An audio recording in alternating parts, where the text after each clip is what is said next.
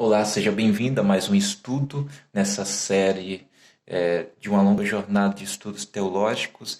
E antes de tudo, nós vamos estudar sobre teontologia, é o estudo sobre Deus. Nós vamos começar estudando sobre Deus porque Deus é a fonte de toda a criação, de toda a vida que existe na Terra. Então, nós temos que estudar, começar estudando sobre o Criador, sobre o Senhor, sobre o nosso Pai. E é importante estudar sobre Deus porque Jesus diz: Quem dizeis que eu sou? Deus quer ser conhecido por nós e também porque a Bíblia diz em Jeremias 17, versículo 9, que o nosso coração é enganoso, as nossas emoções podem nos enganar. E quando a gente se aproxima de Deus, a gente entende o desejo dele para nós. Assim a gente acaba tendo um controle das nossas emoções e agindo da forma que Deus deseja. A gente também vê em Provérbios 16, versículo 25, que muitas pessoas pensam que há caminhos de vida, mas no final são caminhos de morte. E quando a gente se aproxima de Deus, a gente ganha um discernimento nas nossas escolhas, ao ponto da gente se livrar de consequências terríveis de escolhas erradas. A gente também nota em Salmo 118, versículo 8, que a Bíblia diz que é melhor confiar em Deus do que no homem. Quando a gente se aproxima de Deus intelectualmente também, a gente entende que há amizades falsas. Por mais que pessoas falem que estão conosco, que são nossos companheiros, pode ser que haja muita gente falsa. E a amizade de Deus, a proteção de Deus é uma proteção pura, eficaz, verdadeira, uma amizade fiel. E quando eu falo que a gente vai estudar sobre Deus, nós não vamos estudar completamente quem Deus é, porque eu estou falando de seres finitos estudando sobre um ser infinito.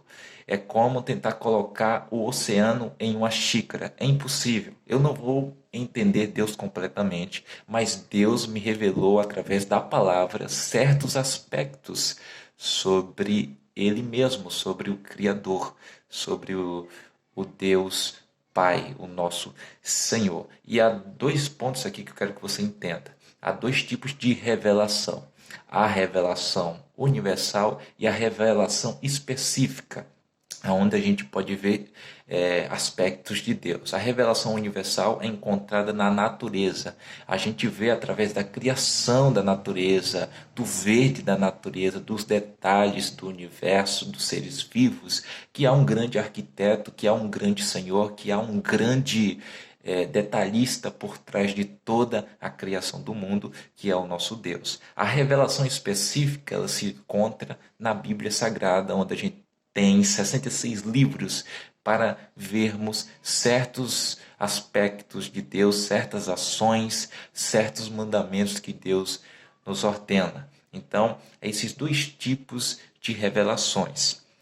Porém, quando a gente vai estudar sobre Deus, nós sabemos que nós somos seres limitados. Por mais que a gente tenha o universo como a pregação de Deus para nós, e mesmo tendo a palavra, nós não vamos ter o conhecimento 100% de quem Deus é, porque Ele é um ser infinito e nós somos seres falhos porque estamos sujeitos a um corpo falho, com razões erradas, com pensamentos errados.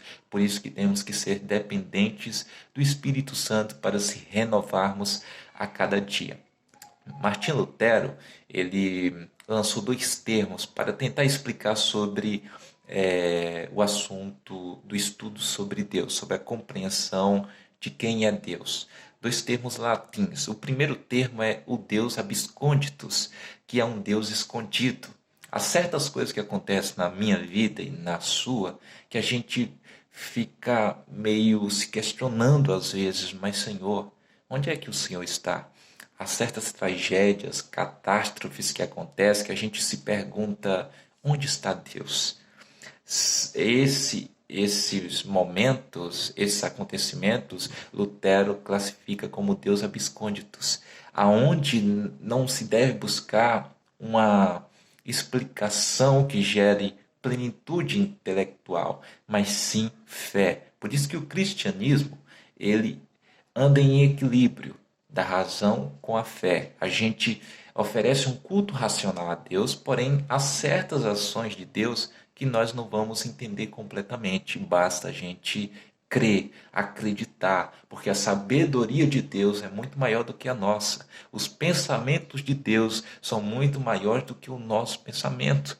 Então, o que basta é a gente deixar Deus agir, porque Ele sabe como agir, Ele sabe o final das coisas, Ele sabe exatamente como agir. Somos nós que precisamos dele.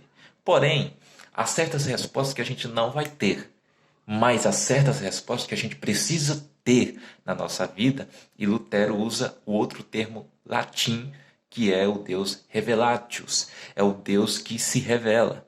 Só é possível conhecer Deus porque Deus nos revelou certas coisas dele. Por exemplo, em Deuteronômio 29, versículo 29, a Bíblia diz que Deus tem certas coisas que é dele, que ele não nos revelou, mas tem outros pontos que Deus nos revelou, e nesses pontos a gente tem que pesquisar, temos que estudar, porque são revelações para a gente se aproximar tanto intelectualmente do ser de Deus, como emocionalmente, como espiritualmente de Deus. E nesse termo, Deus Revelatius é um Deus que pode ser conhecido em certas ações, a gente pode entender, em certos aspectos nós podemos entender Deus. Então, há certas respostas que a gente não vai ter, mas há certas respostas que a gente precisa ter como filho de Deus. É estranho a gente ver uma pessoa dizer que conhece tudo de Deus, mas é estranho a gente também ver pessoas dizendo que não conhecem nada de Deus, sendo que Deus nos deu a revelação através das Escrituras, dos 66 livros. Por exemplo, se eu quero saber o que Deus é, eu vou lá para João 4, versículo 24, que a Bíblia diz que Deus é Espírito. A gente começa a entender que Deus é diferente de nós. Além da sua sabedoria infinita, Deus não tem uma carcaça que impeça ele de fazer certas ações. Nós temos um corpo que limita o nosso espírito. Nós não podemos voar. Nós temos sede, temos fome, se cansamos, temos doença, porém Deus é espírito, a substância de Deus é espírito. Deus não tem limitações para pensar, Deus não tem limitação para agir. Nós não podemos voar porque o nosso corpo é pesado, porém Deus não tem limitação para fazer nada. Operando Deus, quem é que pode impedir o agir de Deus? Porque Deus é espírito. E a gente vai ver que muitas vezes na Bíblia vai ter muitos pontos que os profetas, as pessoas vão usar termos humanos se referindo a Deus. A mão de Deus está operando, a boca de Deus, utilizando termos como se Deus tivesse ouvido, tivesse mão, tivesse olho, né? Sendo que Deus é espírito, mas esse fenômeno ganha um nome na Bíblia, não que esteja na Bíblia, mas ganha um nome através dessas ações pelos estudiosos, que é o termo antropoformismo. É a ação limitada do homem de escrever Deus, porque o homem não entende completamente sobre o sobrenatural. Então, ele coloca alguns aspectos humanos para se referir a Deus, a mão de Deus poderosa, a boca de Deus. Você vai ver muito isso na Bíblia, não é que Deus tenha boca, mas é a limitação do homem em evidência, onde ele utiliza termos aqui da terra para se referir a Deus, porque o seu pensamento não consegue ir mais além. Então, nessa primeira aula, a gente vai parar por aqui, finalizando essa aula, entendendo que é importante estudar primeiramente sobre Deus, porque Ele é a fonte de toda a criação, porque quando estudamos sobre Deus, as nossas emoções são bem controladas, bem administradas, passamos a confiar em Deus porque conhecemos que Ele tem a melhor proteção para a minha vida e para a sua vida, e passamos a entender que Ele tem a melhor visão sobre o que vem pela frente, sobre os caminhos que eu deva seguir, e entendemos que nunca vamos compreender Deus totalmente. Há certas respostas que não vamos ter, mas há respostas que precisamos ter porque Deus nos revelou e que Deus é Espírito. Te espero nas próximas aulas. Fica com Deus.